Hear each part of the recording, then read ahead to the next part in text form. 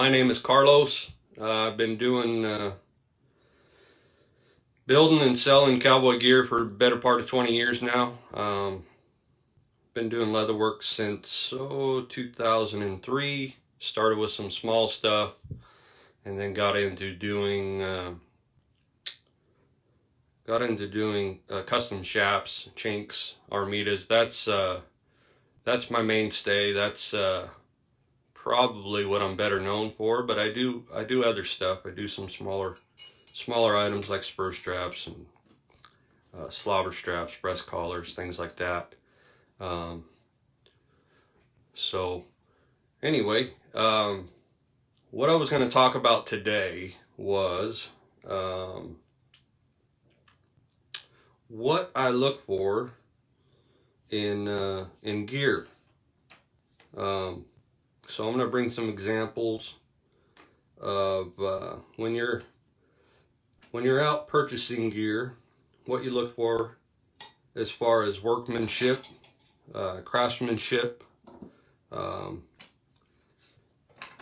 to look for mechanically, what to look for, I guess not mechanically, but what to look for in the assembly of the item.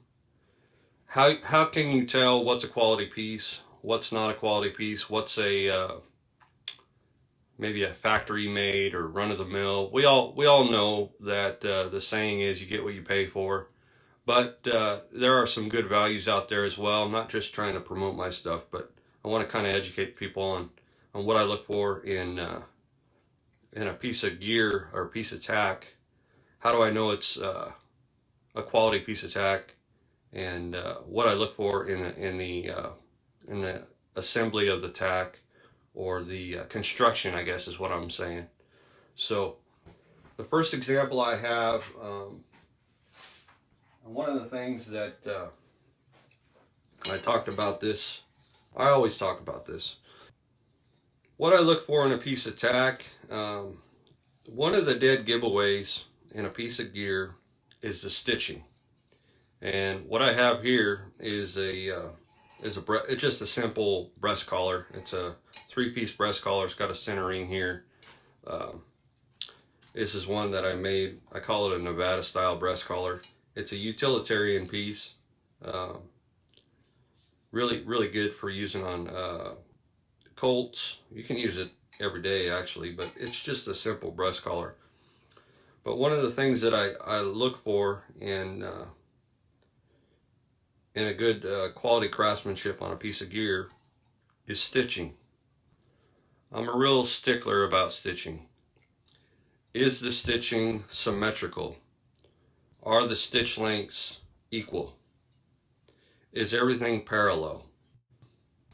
Not just the top side, but the bottom side. Is everything inset? Are the tensions right and adjusted right on the sewing machine? You can tell a lot about a craftsman just in looking at their stitching. A craftsman is going to be really particular about the stitching, and you want to make sure the stitching on the piece of work is consistent throughout and clean. And most of all, one of the biggies is you want to make sure that the stitching is inlaid on the leather. So in other words, what that means is, and I'll go get a tool here real quick. I'm going to step away so I can show you what that means. But all your stitching on a piece of tack should be inlaid on the leather. In other words, you don't just take the sewing machine and run the stitching over the top of the leather, the surface of the leather. A craftsman should cut a groove in the leather and sew in that stitching groove. And I'll get a tool here and I'll show you what a stitching groove is. It's basically just a channel in the leather. You have a perimeter stitch around a piece of leather. This, for instance, is a spur strap. And I'll get a stitching groover so you can see what I'm talking about. So basically what I mean is, if you can see this, make sure I'm in the frame here. This is a small stitching groover. It's just a little tool, and what it does is it makes a channel in the leather for the stitches to go in. And let me see if you can see that. So can you see, I'll use a pencil here. Can you see right here? That's basically a channel for the stitching to go in. And why that's important is because the stitching is now not on the surface of the leather. It's inset in the leather, so it doesn't rub off easily. And that makes for a stronger, longer lasting stitch. So that's really important. That's something I look for in a piece of gear. If I'm out shopping for a piece of gear, you want to make sure that stitching, they paid attention to the stitching is straight, the stitch lengths on the individual stitches are consistent, and that will tell you a lot about the craftsman or the person that put the piece of gear together. Look at stitching first. It's not about the stamping. It's not about the flower carving. The basics. Keep it basic at first, and look at the stitching.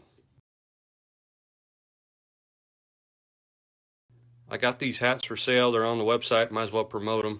I got them in 3 different colors. They're a snapback hat, so one size fits most. And I think I got them priced at $24 each. They're on the website there on buckaroogear.com.